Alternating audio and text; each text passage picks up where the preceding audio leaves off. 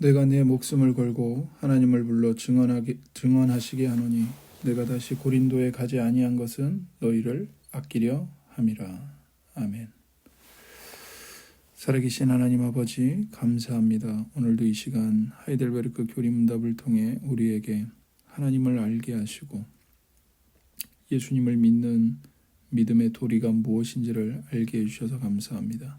하나님께서 우리를 하나님의 은혜와 권능으로 모든 죄와 저주 가운데서 해방하시고 구원하신 목적은 우리로 하여금 하나님의 거룩한 자녀답게 살게 하시기 위함인 줄 아오니 하나님 이 시간 우리의 마음을 겸손하게 낮추어 주시고 우리의 무지함과 어리석음을 깨우쳐 주시고 하나님의 말씀을 통해 특별히 십계명을 통해서 우리가 하나님의 거룩한 자녀로서 어떻게 하나님께 영광을 돌리며 하나님을 사랑하고 이웃을 사랑하며 살아가야 할지를 우리에게 가르쳐 주시고 배움받게 해 주옵소서. 감사하며 우리 구주 예수님의 이름으로 기도드립니다. 아멘. 하이델베르크 교리문답 제102문입니다. 우리가 성자나 다른 피조물로 맹세를 해도 됩니까? 답, 안 됩니다. 올바른 맹세는 오직 우리 마음을 아시고 진실을 증언해 주시는 하나님을 불러 만약 내가 거짓으로 맹세한다면 나에게 벌을 내려주시길 요청하는 것이기 때문입니다. 피조물에게는 이런 영예가 합당하지 않습니다. 아멘. 어떤 일에 대해서 맹세를 한다는 것은 그 일에 대한 증인으로 하나님을 초청하는 것입니다. 하나님은 우리 각 사람의 마음을 가장 정확하게 아시는 유일한 분이시죠. 그래서 고린도후서 1장 23절 우리가 함께 읽은 이 본문 말씀에 사도 바울이 뭐라고 이야기하냐면 내가 내 목숨을 걸고 하나님을 불러 증언하시게 하노니 하나님을 증인으로 초청한다고 말합니다. 내가 다시 고린도에 가지 아니한 것은 너희를 아끼려 함이라. 그래서 고린도 교회 성도들을 사도 바울이 얼마나 사랑하고 그들을 아끼는지 하나님이 나의 증인이시다 이렇게 말을 하는 거죠. 시편 기자는 자신의 입의 말과 마음의 묵상이 주님 앞에 연락되기를 원한다고 고백했습니다. 시편 19편 14절에 나의 반석이시오 나의 구속자이신 여호와여 내 입의 말과 마음의 묵상이 주님 앞에 연락되기를 원하나이다 이렇게 말하죠. 그러니까 우리 마음속에 어떤 묵상이 있고 어떤 생각들이 있는지 하나님께서 모든 걸 다 알고 계십니다. 그래서 시편 기자는 자기 마음의 묵상까지 하나님께서 아시니 하나님이 보시기에 내 마음의 생각이 인정되기를 바란 것입니다. 시편 기자는 하나님께 자기를 살피어 주시고 자기 마음을 알아주시고 자기를 시험하셔서 자기 뜻을 알아주시기를 간구하고 있는 거죠. 그래서 시편 139편 23절에서는 하나님이여 나를 살피사 내 마음을 아시며 나를 시험하사 내 뜻을 아옵소서 이렇게 기도합니다.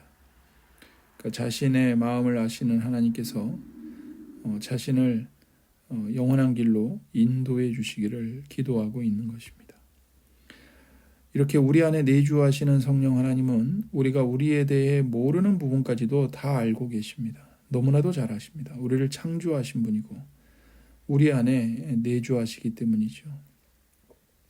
그러하신 하나님께서 어떤 일에 대해서 그 하나님 당신을 우리 마음의 증언자가 되게 되어달라고 요청하는 것이 곧 맹세인 것입니다. 동시에 우리가 거짓으로 맹세하는 것이라면 하나님께서 우리에게 벌을 내려달라고 요청하는 것이죠. 그러므로 이런 영예는 오직 하나님만 받으실 수 있는 겁니다. 이런 영예를 하나님이 아닌 다른 피조물, 다른 어떤 것에게 줄 수 없는 거죠. 그러므로 아무리 거룩한 사람이라 할지라도 성인들이나 혹은 다른 피조물로 맹세하는 것을 하나님이 금지하십니다. 성인들이나 다른 피조물들은 사람의 마음을 정확하게 감찰할 수가 없습니다. 거짓을 말하는지 진실을 말하는지 정확하게 파악할 수가 없죠. 그래서 거짓을 말해도 거기에 대해서 정확하게 응징할 수가 없습니다. 보응할 수가 없습니다. 그와 같이 사람이나 피조물들은 지혜도 없고 능력도 없기 때문에 그것들을 가리켜서 맹세하는 것은 헛된 일에 지나는 일입니다. 우리가 하늘에 대고 맹세할 수 있다고 생각하지만 하늘에 대고 맹세한다 해도 하늘이 스스로 생긴 것이 아닙니다. 하나님이 창조하신 피조물들 중에 하나일 뿐이죠. 하늘은 하나님의 보좌요, 땅은 하나님의 발등상입니다. 사람은 예수님이 말씀하신 대로 자기 머리카락 하나도 희게 하거나 검게 할 수 없습니다. 자기 몸 안에 DNA 하나도 사람은 바꾸질 못합니다. 하나도 통제할 수 없는 우리나 다른 사람으로 맹세하는 것이 무슨 의미가 있겠습니까? 그래서 마태복음 23장 16절부터 22절에 예수님이 말씀하시기를 화 있을진저 눈먼 인도자여 너희가 말하되 누구든지 성전으로 맹세하면 아무 일 없거니와 성전에 금으로 맹세하면 지킬지라 하는도다.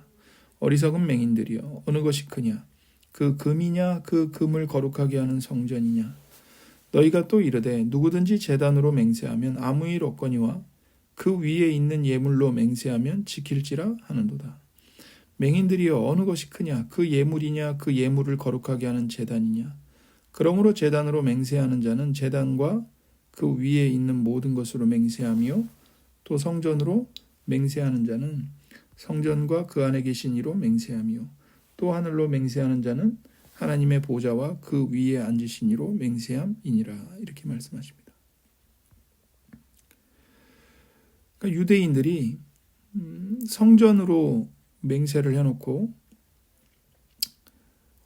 그 맹세를 지키지 않아도 아무 문제가 되지 않는다라고 가르치는 겁니다. 대신에 성전 안에 있는 금으로 맹세하면 반드시 지켜야 된다. 이렇게 잘못된 가르침으로 백성들을 가르치는 거죠.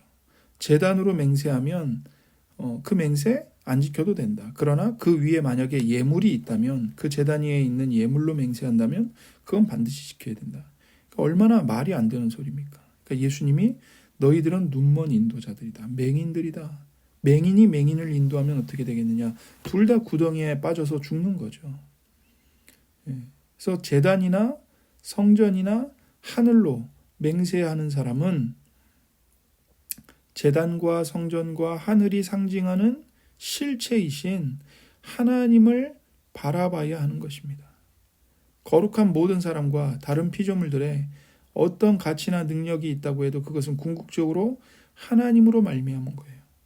거룩하신 하나님께 속해 있기 때문에 거룩한 것입니다. 그러므로 제단이든 성전이든 하늘로 맹세하든 성전 안에 있는 금으로 맹세하든 제단에 있는 예물로 맹세하든 모두 다 하나님의 보좌와 그 보좌 위에 자정에 계시는 하나님으로 맹세하는 겁니다.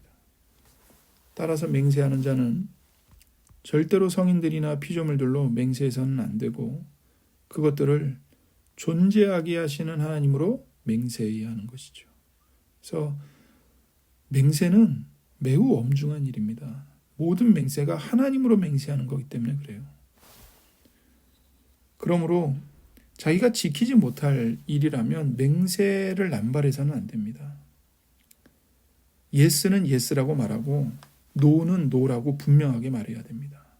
하나님의 이름을 갖다 붙이고 다른 이름을 갖다 붙여서 맹세하는 식으로 거짓말을 해서는 안 되는 거죠. 그리고 만약 엄중하게 하나님의 이름으로 맹세했다면 그것은 반드시 진실하게 신실하게 지켜야 하는 것입니다. 그러므로 우리는 혹여라도 맹세를 할 때 우리 마음을 아시고 또 진실을 증언해 주시는 하나님을 불러서 하나님을 증인으로 모시고 하나님의 이름으로 맹세를 해야 할 것이고 다른 성자나 다른 성인들이나 다른 피조물로 맹세를 해서는 안 됩니다. 그리고 만약 내가 거짓으로 맹세한다면 그것은 하나님께 나에게 벌을 내려달라고 요청하는 것이기 때문에 엄중하게 신중하게 맹세하고 맹세한 것은 반드시 지켜야 합니다. 기도하겠습니다. 하나님 아버지 감사합니다. 우리가 교리문답을 통해서 하나님의 이름으로 맹세하는 것의 중요성을 우리가 다시 한번 배우게 됩니다. 하나님, 우리는 그리스도인입니다. 예수 그리스도께서 어떤 분이신지를 나타내 보이는 자들이고 예수님과 하나 된 자들이고 예수님이 걸어가신 그 길을 예수님의 인격과 품성을 본받아 똑같이 걸어가도록 부름받은 자들입니다. 그러므로 예수님의 신실하심, 예수님의 진실하심, 예수님의 미쁘심, 예수님의 충성됨을 오늘 우리의 말과 행실로 우리의 마음의 생각으로 본받고 예수님을 닮아가고 예수님을 나타낼 수 있도록 예수님과 함께 걸어갈 수 있도록 은혜를 베풀어 주옵소서. 그렇게 하나님 아버지께 영광 돌리게 해 주옵소서. 감사하며 우리 구주 예수님의 이름으로 기도드립니다. 아멘.